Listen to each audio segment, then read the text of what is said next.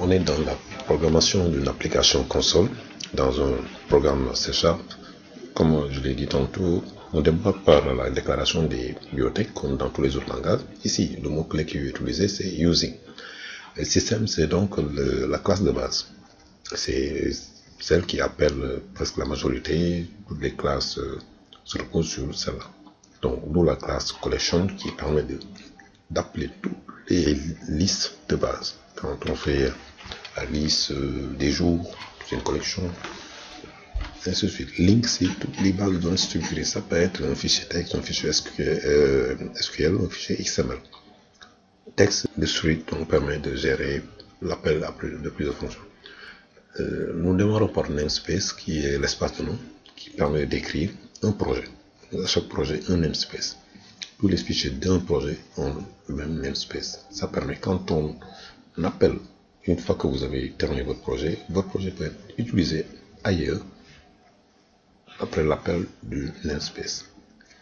Ensuite, dans un projet, il y a plusieurs classes. Il y a des classes, par exemple la classe principale, toutes les classes, on démarre la déclaration d'une classe par le mot-clé classe. Ici, classe programme. Et dans chaque classe, dans un projet, il y a une méthode main. Dans cette méthode main, le static void main, le mot-clé statique veut dire que cette classe ne peut être instanciée. On choisit de créer un programme qui permet de faire donc des calculs, surtout la table de multiplication. Et ce qui est intéressant d'utiliser au niveau de la console, c'est comment récupérer les valeurs à partir de la console, comment afficher au niveau de la sortie principale les données, le résultat. Console write ou write line va permettre donc d'afficher au niveau de la sortie. On affiche pour l'utilisateur un texte, programme de multiplication. Ensuite, donnez la table de multiplication, la table que vous voulez afficher. Et on s'attend à ce que l'utilisateur donne une valeur. S'il dit la table 15, la table de 7, la table de 2, on récupère cette valeur entière et on utilise les structures qu'on connaît. Par exemple, une boucle. À travers une boucle simple, for, et on initialise un indexeur pour un i donné.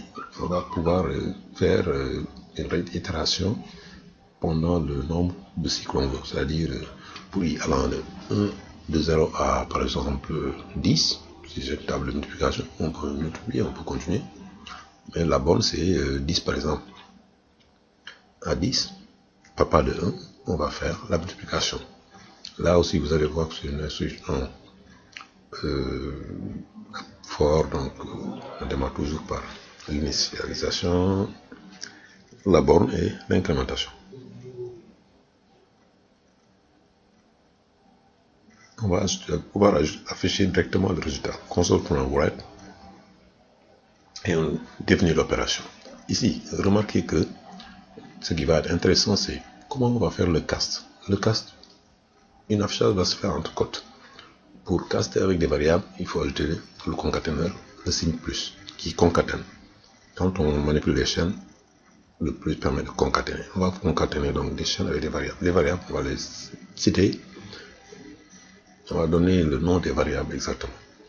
Et du coup, vous voyez qu'on se prend write line i plus pour dire concaténer à une chaîne multipliée, parce qu'on veut juste afficher multiplier, plus pour concaténer encore. N, c'est la variable, c'est-à-dire qu'on l'utilisateur a choisi. Concaténer au signe égal. Concaténer à la formule de calcul en fait, de la multiplication. Donc c'est le résultat que vous allez voir se produire.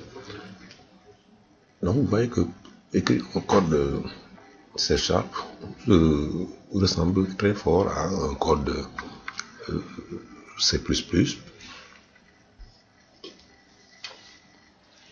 Et en plus de ça, il y a l'aspect WYSIWYG qui nous permet de nous rassurer sur les types d'informations. Et avec le WYSIWYG toujours, on oublie quelque chose, par exemple une virgule, une parenthèse, une accolade. L'idée nous souligne. Comme ici, par exemple, on a, au lieu de taper point virgule avec notre clavier, donc on a dû taper virgule et nous signe. Et là, en termes de temps programmeur, on parvient à déboguer très rapidement. Une fois que ce débogage est fait, on peut compiler, on peut aussi voir. D'ailleurs, c'est quelque chose de très intéressant, c'est on va vérifier là les accolades. Bon, sinon le leader nous aurait indiqué les erreurs.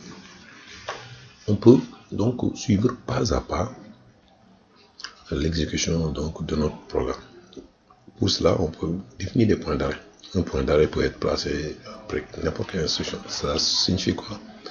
Qu'au moment d'exécuter le programme, instruction par instruction, selon les points d'arrêt qui sont définis, l'IDE va s'arrêter et on va pouvoir visualiser les résultats intermédiaires. Bon, là, générons pour voir. F5, génération réussie, l'application qui démarre, mais qui va se bloquer.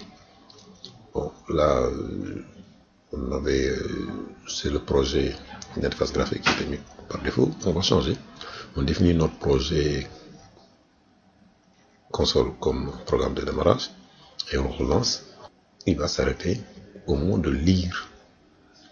Donc, c'est pas une erreur, c'est juste qu'il s'arrête au moment d'afficher. Donc, on ne verra pas l'affichage. Donc, on vérifie avant, il n'y a rien dans les variables de base.